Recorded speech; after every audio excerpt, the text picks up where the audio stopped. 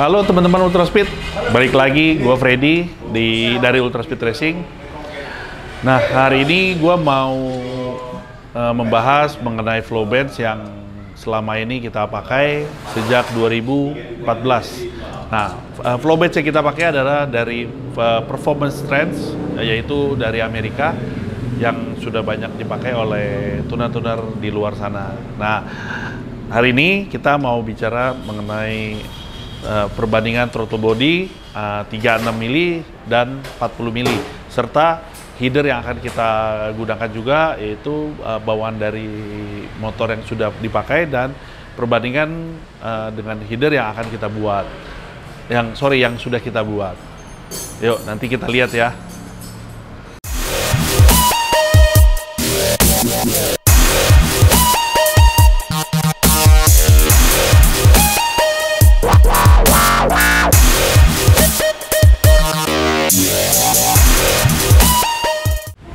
Nah, sekarang kita sudah siapkan nih, yaitu ini header bawaan dari motor. Tapi header ini sudah kita modifikasi dengan leheran baru. Nanti selanjutnya kita akan menggunakan header yang berbeda, ya. Tapi untuk saat ini kita akan menggunakan yang ini. Nah, metode pengetesannya yaitu akan menggunakan dial. Nah, ditekan sebanyak 10 mili dan akan diukur per mili, yaitu dengan hasil yang kita dapat adalah satuannya dengan CFM. Nah, mari kita mulai.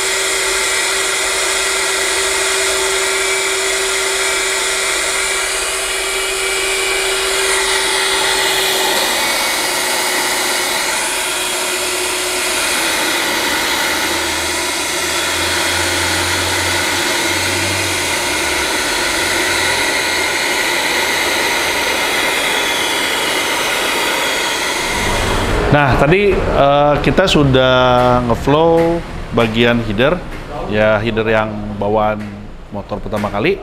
Nah, sekarang kita mau ngeflow intake atau throttle body yang ukurannya 36. Yuk, mari kita flow sekarang.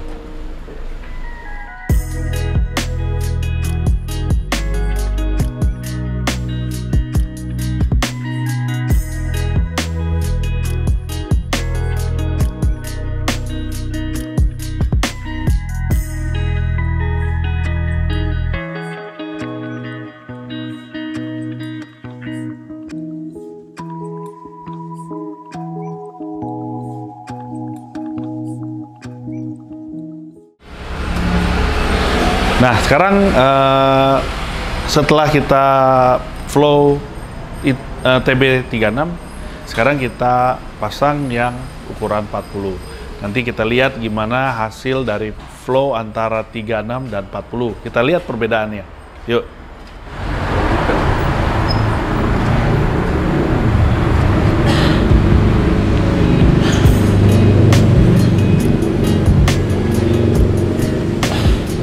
Dah.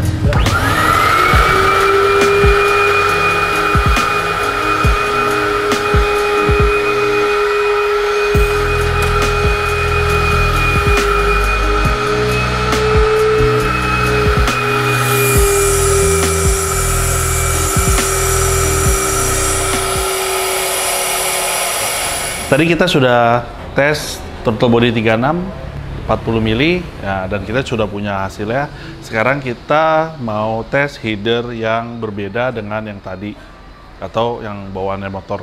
Jadi kita punya header berbeda nih, bentuknya juga lebih panjang, ukuran dalamannya juga inner diameternya juga beda. Nah, mari kita coba sekaligus. Setelah itu kita akan jelasin satu-satu apa sih perbedaannya dan kegunaannya apa, lebih apa dan lebih apa. Yuk.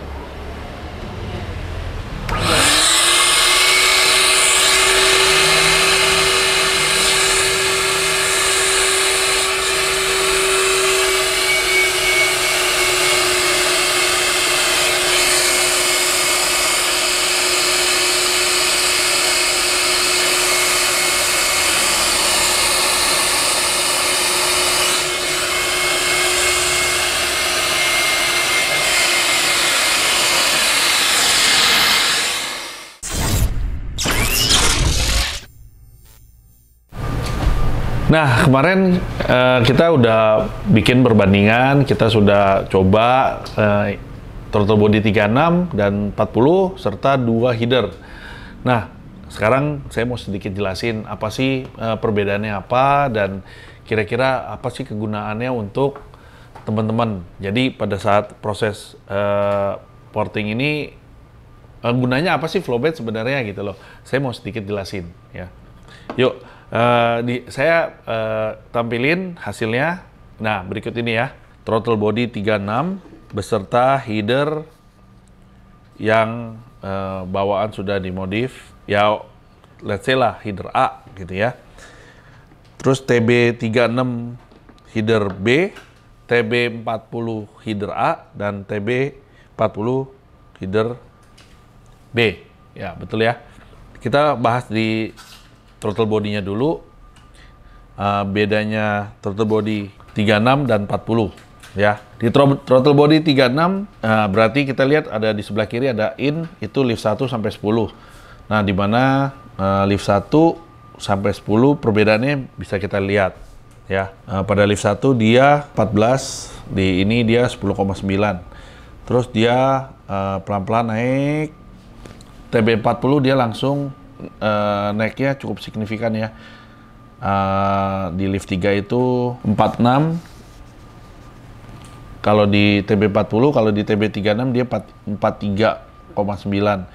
Nah, yang paling signifikan adalah pada saat di lift 9 dan lift 10 ya. Lift 9 lah.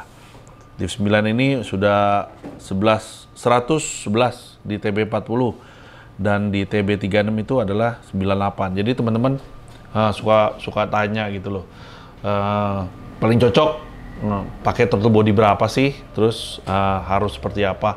Nah, untuk saat ini saya bisa bilang kalau di flow itu kita bisa nentuin yang cocok TB-nya ukuran berapa, karena pada di software Flowbed ini kita harus masukin semua.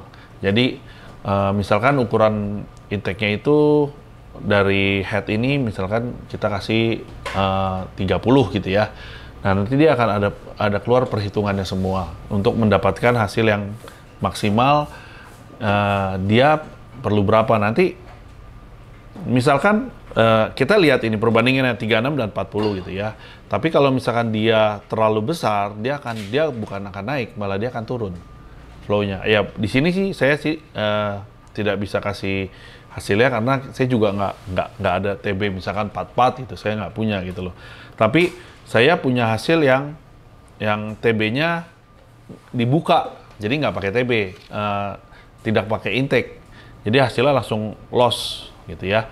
Saya punya hasilnya dan itu kita sudah buktikan bahwa dengan tidak menggunakan TB, anggap aja TB-nya itu lebih dari 40 gitu. Nah, dan hasilnya jauh lebih kecil dibanding yang 36. Malah yang 36 itu hasilnya lebih bagus. Nah, untuk saat ini kita boleh bilang kita sudah membuktikan bahwa untuk head yang kita gunakan pakai 40 lebih maksimal dibanding 36 gitu ya. Nah, dengan software ini sebenarnya ada banyak yang bisa dikulik ya, ada banyak yang bisa kita keluarkan. Oke, nah di X-nya teman-teman bisa lihat sama ya. Kalau di X ini 36 dan 40. Di lift pertama, angkatan pertama, dia yang 36 itu 8,9, di 40 itu sudah 11,7. Nah, increment-nya kalian bisa lihat ya. Nah, kalau ini sih header ini karena saya sudah modifikasi, jadi hampir mirip sih sebenarnya. Karena ukuran dalamnya inner diameter atau inner tube-nya sudah hampir mirip, cuman beda dia hanya beda bentuk sedikit. Nah, makanya hasilnya nggak beda-beda jauh nih.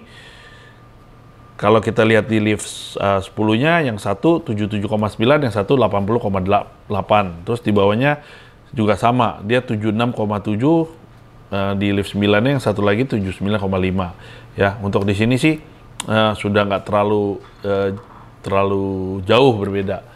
Ya, nah ukuran ini didapat dari mana? Nah, ukuran ini didapat dari hasil perhitungan yang sudah kita buat gitu loh. Jadi software ini pada saat kita flow, dia sudah bisa hitung performance estimate engine performance-nya kita harus pakai berapa. Jadi misalkan kalau masih kurang, kita dikasih tahu panjang pipanya harus berapa, terus diameternya harus berapa, itu kita dikasih tahu juga. Jadi sedikit penjelasan sih fungsinya dari Flowbenz ini sih. Dengan software ini cukup signifikan ya. Jadi sama halnya seperti dyno gitu. Kan teman-teman juga pengen tahu gitu hasil sebelum dimodifikasi dan sudah dimodifikasi, bedanya apa sih? Nah, kalau dyno itu kan secara horsepower dia sebelum misalkan kita ganti contohlah bore up gitu ya. Bore up standar piston 58 gitu, terus jadi 60 atau 63. Sebelumnya mungkin 10 HP, setelahnya 13 HP. Jadi kita tahu seberapa banyak perubahannya. Nah, itu kan hasil akhir. Nah, kalau dengan Flowbenz ini kita tahu gitu loh, hasil yang didapat dari headnya itu maksimal bisa di berapa HP gitu. Jadi dengan software ini kita ada perhitungan estimasi HP yang akan didapat dengan menggunakan head ini kira-kira berapa. Memang nggak real, akan ada penurunan, persentase penurunan, tapi nggak akan jauh-jauh. Jadi sebelum teman-teman pasang di head ini di motor, head ini akan kasih tahu dulu, ini udah maksimal belum headnya. Dan juga dengan Flowbenz ini kita juga bisa ngitung jadi kita sudah punya hitungan knock and as atau camshaft, kita hitung dulu, kita bikin setelah tahapannya kita adalah porting, kita tentuin dari head ini kita maksimal bisa lift berapa dari head ini. Nanti setelah di flow kita tahu maksimal head yang sudah kita porting itu bisa dapat lift berapa. Nah, dari situ kita akan tentuin knock and as. Knock and as itu kita sudah dapat liftnya, kita sudah dapat durasinya, kita masukin ke program. Setelah kita dapat masukin program, baru kita jadiin satu, dikalkulasi, akan dapat hasil maksimal horsepower kurang lebih berapa. Ya, nah ini hasil saya nggak buka semua, tapi perkiraan dari head yang sudah kita buat adalah di sini kurang lebih 29 ya. Terus torsi yang didapat di sini adalah, ini kan fit LBS, jadi kalau kita Newton itu sekitar 17 atau 18 Newton kurang lebih ya. Jadi torsinya itu sekitar 18, horsepower-nya 29. Ini perkiraan karena ini juga di engine dyno ya, bukan di mana. Terus di sini juga ada piston speed-nya sebesar 4000 sekian, terus volumetric efisiensinya sekitar 106%, terus fuel flow itu adalah bahan bakar yang akan yang digunakan berapa banyak. Nah, dari sini kita juga bisa tentuin yang saya bilang tadi, harus berapa panjang sih exhaust-nya, harus apa gitu. Nanti kita bisa masukin kalkulator lagi untuk mendapatkan hasil maksimal gitu. Jadi poinnya adalah di sini kalau kalian punya akses untuk menggunakan Flowbenz, saya rasa pada saat tahapan membuat head itu akan lebih maksimal. Jadi motor kalian itu benar-benar maksimal dikerjakan gitu ya.